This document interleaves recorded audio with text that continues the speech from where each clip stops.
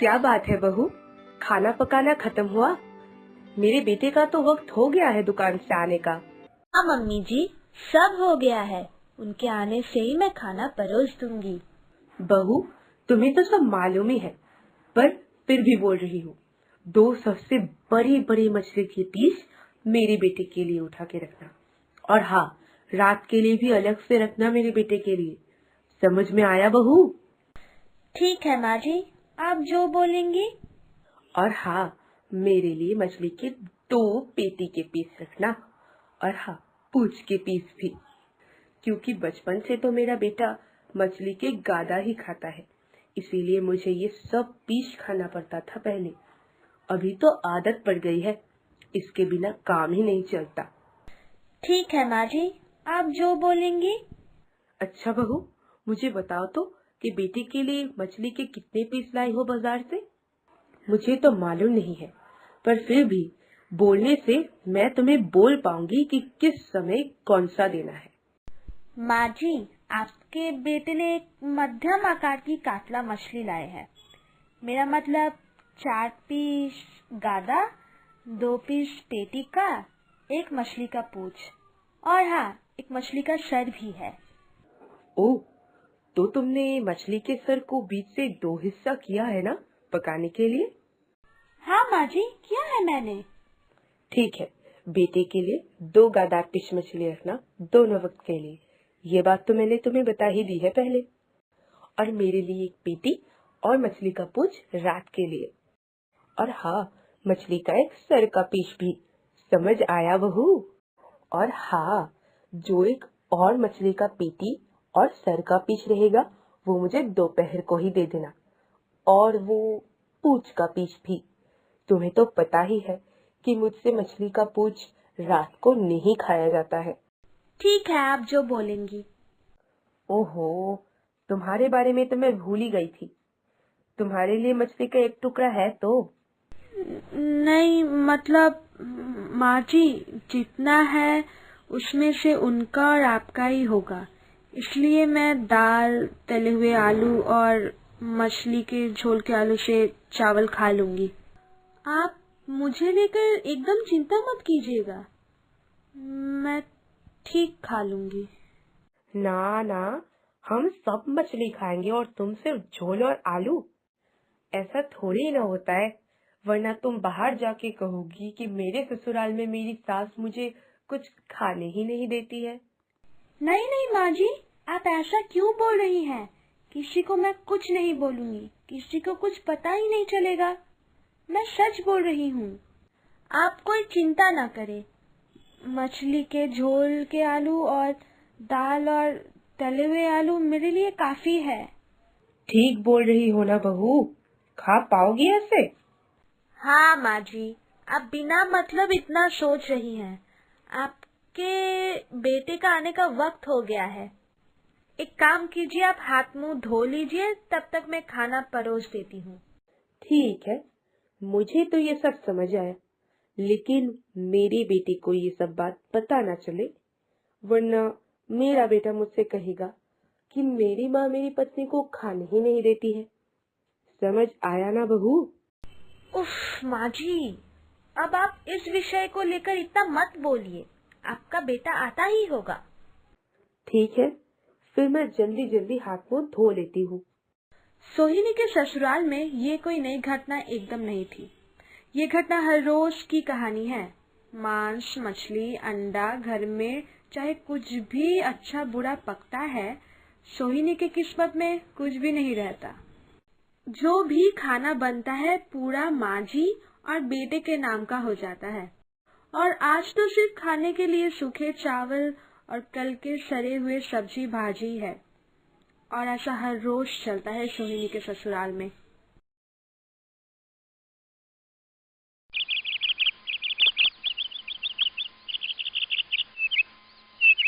बहू, ए बहू, हम दोनों के लिए जरा चाय और उसके साथ बिस्कुट भी लाना।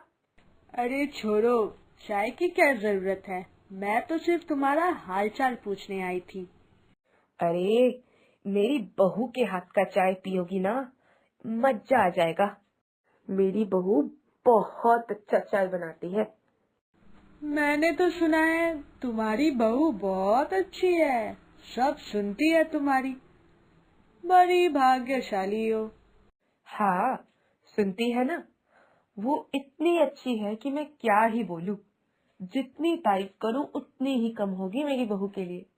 पता है, खुद खाना नहीं खाएगी, लेकिन दूसरों को खिला के छोड़ेगी। अपने हिस्से का खाना भी दे देती है। नमस्ते चाची जी, आपके लिए चाय और बिस्किट। कैसी हो बहू, अच्छी हो? परंतु तुम इतनी सूखी और पतली क्यों लग रही हो? सासू माँ खाना खाने नहीं देती क्या?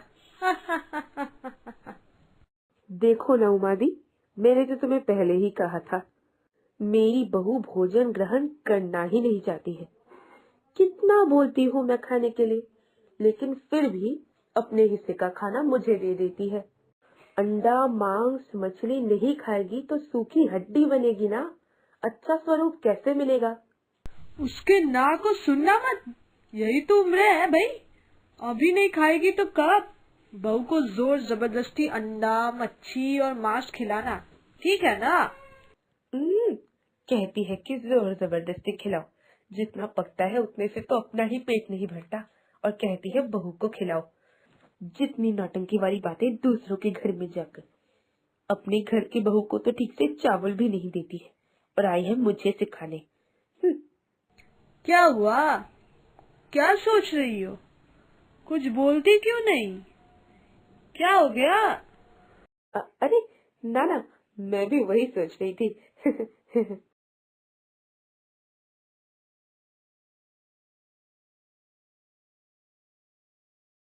मम्मी जी, मैं जा रही हूँ, ठीक है?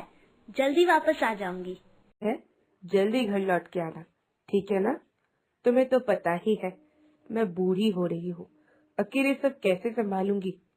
हाँ हाँ मम्मी जी, जल्दी वापस आ जाऊंगी।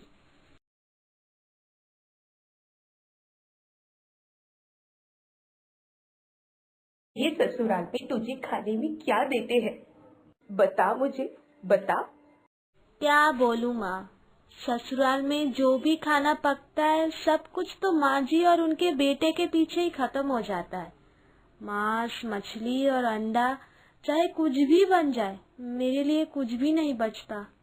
मैं हमेशा झोल और आलू से काम चला लेती हूँ, और कभी कभी तो वो भी नहीं रहता, बासी और सड़ा हुआ खाना ही रह जाता है मेरे लिए। पहले से शक था कि ऐसा ही कुछ हुआ होगा, वरना तू ऐसे सूखी हड्डी कैसे हुई?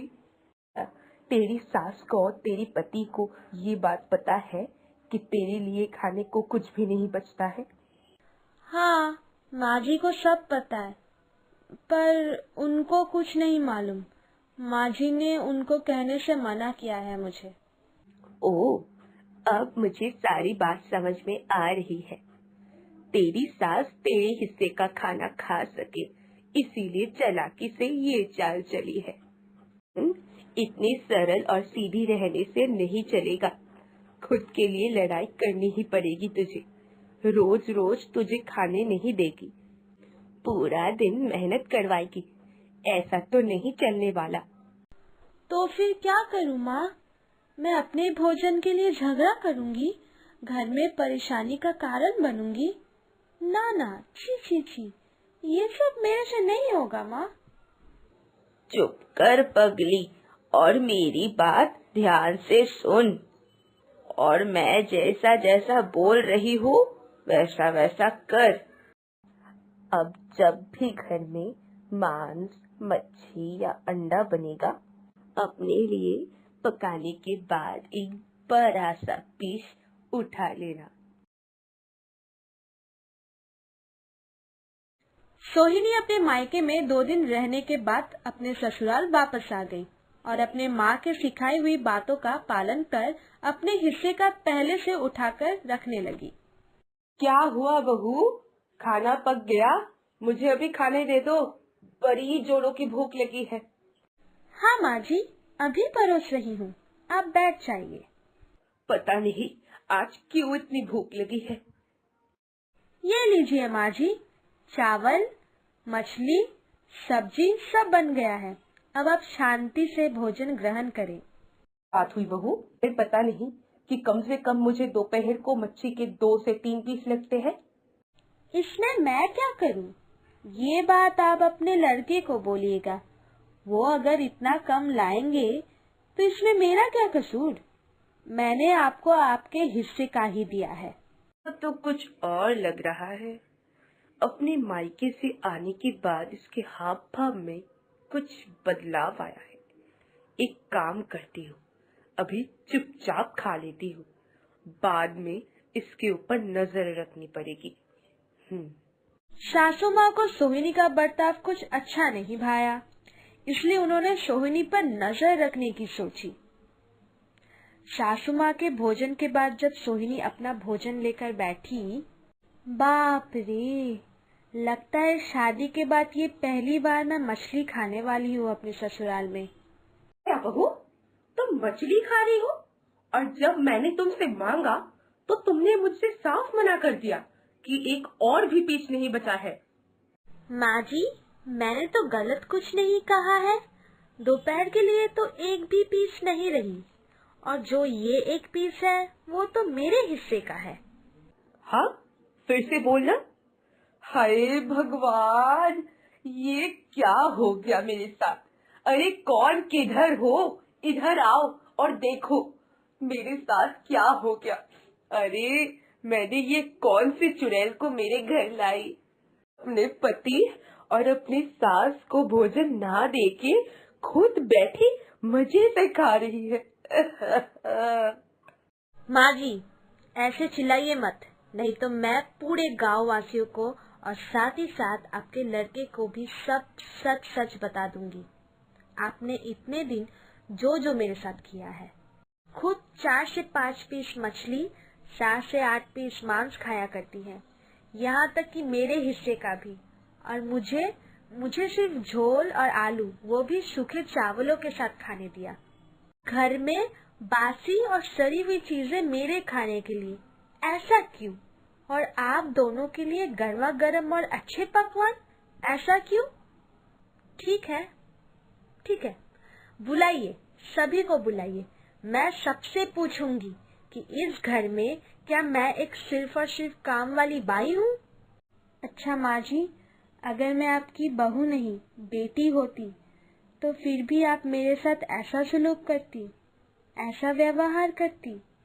बात है, इतने दिनों तक मैंने बहू को कुछ भी खाने के लिए नहीं दिया था। बहू ने ये सब कुछ बिना कुछ बोले ही सह लिया था, इसलिए मैंने उसे अच्छी बहू बोला। और आज जब वो अपने हिस्से का भोजन मांग रही है तो वो मेरे लिए चुड़ैल बन गई। नहीं, ये तो गलत है। नहीं, ये मेरी ही गलती है। मुझसे जुबान मत लड़ाओ और जल्दी से खाना खा लो। खाना खाने के बाद मेरे कमरे में मुझसे मिलने आना। कल बाबू ने बहुत सारे फल लाए हैं, हम एक साथ मिलकर खाएंगे। इस घटना के बाद सासू माँ बहुत अच्छी हो गई और सोहिनी शांति से अपने पति और सासू माँ को लेकर अपना घर संभालने लगी। उनके जीवन में मानो खुशियों की बौछार शुरू हो गई।